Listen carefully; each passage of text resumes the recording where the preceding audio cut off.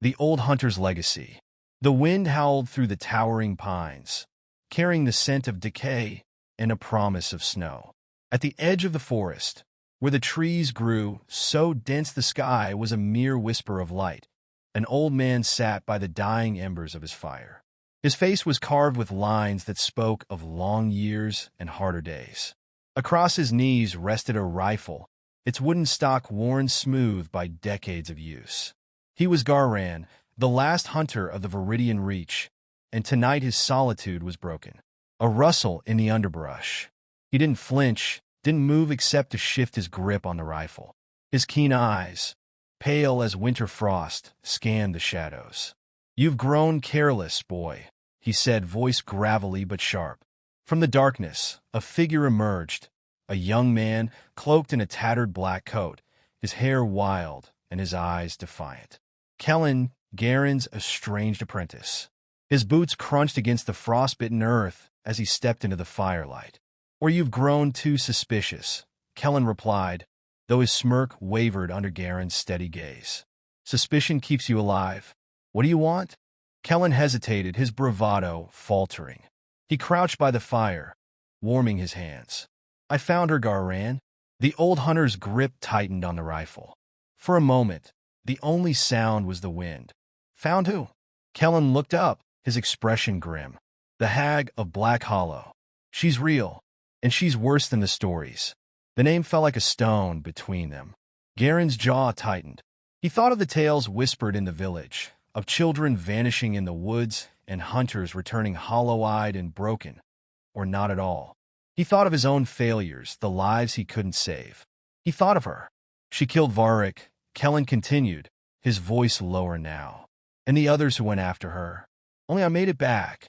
Garran leaned forward, the firelight casting deep shadows across his face. "You're sure it was her?" Kellen nodded. "The forest, it twisted around her, like it was alive. She didn't even touch Varric. The trees did it for her." Garran closed his eyes briefly, as if the weight of Kellen's words had added years to his life. When he opened them, his resolve was set. "Why come to me? You left years ago. Told me you didn't need my lessons." "I was wrong," Kellen admitted, though the words seemed to cost him. "You're the only one who's fought her and lived." "Barely," Garran muttered, his fingers brushing the scar along his neck. "And that was 20 years ago. She's stronger now, it seems. Smarter. And you're still the best chance we've got," Kellen pressed. "If we don't stop her, more will die. Maybe the whole village." Garran stared into the fire, his thoughts a tangle of regret and grim determination. He had tried to bury the past, to forget the horror of that night in Black Hollow. But the past, like the forest, had a way of creeping back. Finally, he stood, slinging the rifle over his shoulder. "If we're doing this, we do it my way. No heroics. No foolishness. You follow my lead, or you don't come at all." Kellen rose as well, relief flashing across his face. "Understood. Good. Gather your gear. We leave at dawn." The forest loomed like a living thing, its branches clawing at the sky. The deeper they ventured, the more the air seemed to thicken, carrying whispers that set Garen's teeth on edge. He moved with practiced ease, every step deliberate, every sound weighed. Kellen followed, less graceful but determined. "Tell me everything," Garran said, his voice low. Kellen recounted his encounter with the hag, sparing no detail. How she had lured them with illusions, promises of gold and power. How the forest had turned against them, vines wrapping around throats, roots dragging men into the earth. How her laughter had echoed in his ears as he fled, her shadow stretching impossibly long. Garran listened, his expression unreadable. "She feeds on fear," he said when Kellen finished. "Twists it, makes it real. Can she be killed?" The old hunter's silence was answer enough. They pressed on, the forest growing darker, stranger. The trees seemed to lean closer, their gnarled roots forming jagged patterns in the soil. The air was heavy with the scent of rot. Garran stopped suddenly, raising a hand. "What is it?" Kellen whispered. "Listen." At first there was only silence. Then came the sound, a faint, melodic humming, soft and sweet. It was a lullaby, one Garran hadn't heard in decades. His breath caught, his grip tightening on the rifle. "What's wrong?" Kellen asked, his brow furrowing. Garan shook his head, forcing the memories back. "It's her. Stay close." The humming grew louder, wrapping around them like a shroud. The trees parted, revealing a clearing bathed in pale, otherworldly light. At its center stood a figure, a woman cloaked in shadows, her face veiled, but her eyes burning like coals. "The hag, you've returned," she said, her voice both mocking and strangely gentle. After all these years, Garan stepped forward, his rifle trained on her. "This ends tonight." The hag laughed, a sound that sent chills down Kellen's spine.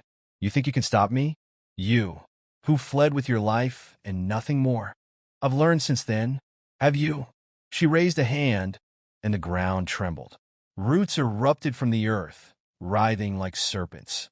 Garan fired, the shot echoing through the clearing, but the bullet never reached her. The roots intercepted it, splintering like wood. "Kellen now?" Garan barked.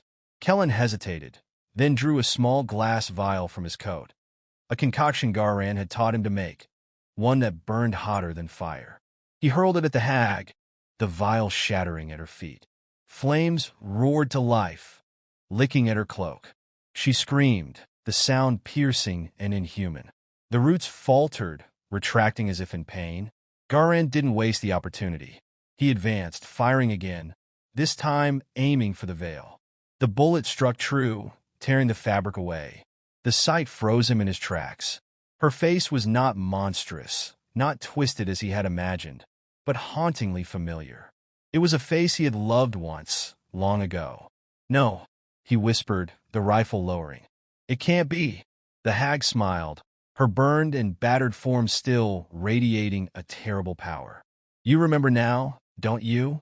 Kellen stared in confusion, his gaze darting between them. "Garan, what's going on?" But the old hunter couldn't answer.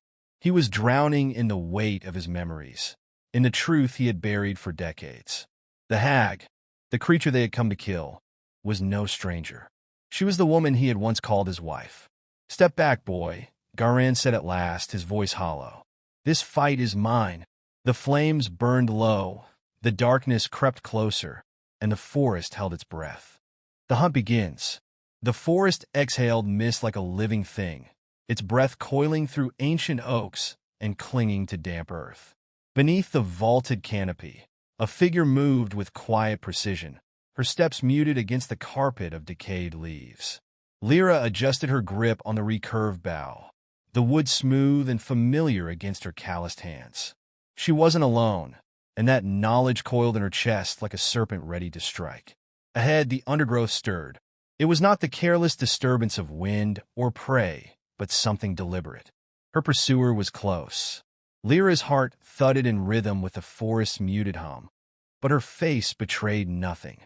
She was a shadow among shadows, her dark braid trailing like an afterthought as she crouched low and scanned the terrain. "Still playing games, I see," came a voice, smooth and sharp as a whetted blade. Lyra's jaw tightened. She rose slowly, pivoting toward the voice. Across the clearing stood Kale, his silhouette cut sharp against the rising mist. He carried no bow, no blade, but his confidence was weapon enough. His lean frame was coiled with the taut energy of someone who always struck true. "You're early," Lyra said, keeping her voice even. Kale's grin was a sliver of white in the gloom. "And you're predictable." The words stung more than they should. Lyra inhaled, steadying herself. Kale had been her friend once, her closest ally. Now, he was her competition or her enemy, depending on how the next hours played out. The elder hunt demanded no less. The hunt was not a game, though Kale often treated it as one. It was a trial, a proving ground for the chosen of the clans. Whoever claimed the quarry would secure not just their own honor, but the survival of their people. The quarry itself, a beast known only as the Shadeborn, was said to embody the will of the gods. Its capture or death would mark the hunter as one blessed or cursed. Kale tilted his head, his pale eyes gleaming with challenge. "You'll never catch it on your own." "I wasn't planning to," Lyra replied, her voice sharper now. "But I'll catch it before you." His laughter followed her as she turned and melted back into the trees. The forest grew darker as the day waned, the sunlight unable to penetrate its dense canopy. Lyra moved swiftly, her steps guided by instinct honed over years of training. Every sound, every shift in the air carried meaning. Her mind replayed Kale's words, his mocking tone. He had always been the favored one, faster, stronger, cleverer. Yet, beneath his charm lay something colder, something that had always made Lyra wary. A low growl brought her to a halt. Her hand went to her bow, knocking an arrow in one smooth motion. The sound came again, deeper this time, resonating through the stillness. She crept forward, her breath shallow, her movements deliberate. The trees thinned, revealing a glade bathed in pale, unnatural light. At its center stood the Shadeborn. The creature was unlike anything Lyra had imagined. Its form shifted as though it couldn't decide what it wanted to be. Fur, scales, and shadows melding in constant flux. Its eyes burned like twin embers, fixing on her the moment she stepped into view. Lyra froze, every instinct screaming at her to flee. But she couldn't. This was her moment, the culmination of everything she'd fought for. Slowly, she raised her bow, drawing the string back until it sang with tension. A rustle behind her. "Don't!" Kale's voice, low and dangerous, was close enough to send a shiver down her spine. "You'll only provoke it," he continued, stepping into the glade. He moved with infuriating calm, his hands empty, his posture non-threatening. Lyra didn't lower her bow. "It's the quarry. We're supposed to provoke it." Kale's gaze flicked to her, his expression unreadable. "Not like this." The Shadeborn shifted, its burning eyes now fixed on him. Lyra's pulse quickened. She could let him make the mistake. Let him take the brunt of the beast's wrath and claim the prize herself. But something about the way Kale stood, his shoulders squared and his chin lifted, made her hesitate. He wasn't being reckless. He was trying to communicate. "You think it understands you?" she asked, her voice low. Kale didn't look at her. "I think it's waiting to see if we're worth its attention." The Shadeborn growled again, the sound vibrating through the air like a drumbeat. Lyra's arms trembled with the strain of holding the bowstring taut. "Fine," she muttered, lowering her weapon. "What do you suggest?" Kale smiled, a flicker of relief crossing his face. "We work together?" Lyra's eyes narrowed. "You expect me to trust you?" "I expect you to be smart enough to know we don't have a choice." Before she could argue, the Shadeborn lunged. It moved faster than thought, a blur of shadows and claws. Lyra dove to the side, rolling to her feet in time to see Kale spring forward. He didn't attack, but positioned himself between the beast and her, his movements deliberate and controlled. "Get its attention," he shouted, his voice cutting through the chaos. Lyra didn't hesitate. She knocked another arrow and fired, the projectile slicing through the air with a whistle. The arrow struck the Shadeborn's flank, drawing a roar of fury. Kale seized the moment, darting to the side and flinging a handful of powdered ash into the creature's face. The beast recoiled, its form flickering as though the light itself had wounded it. Lyra was already moving, her mind racing. The Shadeborn wasn't invincible. It could be hurt, but not by ordinary means. The ash Kale had used, it wasn't random. It was a substance the elders had spoken of, a blend meant to disrupt the beast's shifting form. "Do you have more?" she called, dodging another swipe of its claws. Kale grinned, tossing her a small pouch. "Plenty." Together, they circled the Shadeborn, their movements synchronized despite years of rivalry. Lyra couldn't deny the ease with which they worked together, the way Kale anticipated her actions and she his. The fight stretched on, each moment a test of their skill and endurance. The Shadeborn's attacks grew more frantic, its form flickering wildly as the ash took its toll. Finally, it staggered, its ember eyes dimming. Lyra drew her knife, stepping closer. Kale's hand shot out, gripping her wrist. "Wait," he said, his voice urgent. She turned to him, anger flaring. "Why? It's weak. We can end this." Kale shook his head, his expression uncharacteristically serious. "Look at it, Lyra. This isn't just a beast. It's something more? Reluctantly, she followed his gaze. The Shade-born was watching them, its eyes no longer filled with rage, but with something else, recognition. "What are you suggesting?" she asked, her voice barely above a whisper. Kale released her wrist, stepping back. "We don't kill it. Not yet. Let's see what it wants." The words hung in the air, heavy with uncertainty. Lyra tightened her grip on the knife, her mind warring with itself. The Shade-born made a sound, a low, mournful note that resonated deep in her chest. It lowered itself to the ground, its massive form trembling as if exhausted. Lyra and Kale exchanged a glance. For the first time in years, they were on the same side of something far larger than themselves. And the hunt was far from over. The final stand. The wind howled through the shattered ruins of Alteran, carrying with it the scent of scorched earth and ash. Dusk painted the horizon in bruised shades of orange and purple, but there was little beauty in it. Shadows lengthened across the remnants of the once thriving city, and in their midst stood the last hope of a dying world. Lyra Kalin knelt behind a crumbled wall, her blackened leather armor blending with the soot-streaked rubble. Her knuckles whitened around the hilt of her twin blades as she surveyed the enemy lines below. Thousands of them, twisted figures with glowing red eyes and jagged weapons, moved like a single, relentless tide. "They'll reach the inner gates within the hour," came the gruff voice of Danevor, the giant of a man crouched beside her. His axe, nearly as tall as she was, rested across his broad shoulders. The deep grooves in his face bore witness to decades of battle, yet his blue eyes still burned with defiance. "Not if we hold them," Lyra replied, her voice low but steady. She didn't look at him. Her gaze remained fixed on the enemy, as if sheer willpower alone could stop their advance. Dane snorted, the sound more grim amusement than humor. "Hold them? With 20 fighters against that?" He gestured at the approaching horde. "You've always been an optimist." Lyra finally turned to him, her expression hard as stone. "It's not optimism, Dane. It's necessity. If they breach the gates, the refugees won't stand a chance." Behind them, the ragged remnants of their force waited in tense silence. 20 warriors, each as battle-worn as the city around them. Among them was Soren Vale, a wiry man with quick hands and a quicker tongue. He sat sharpening his daggers, the rhythm of the whetstone against steel a steady counterpoint to the distant war cries. "You hear that, Soren?" Dane called over his shoulder. "We're making a final stand. What do you think of that?" Soren didn't look up. "I think if the lady says we stand, we stand. Not much use running anyway. They'd catch us before we got a mile." Dane grunted.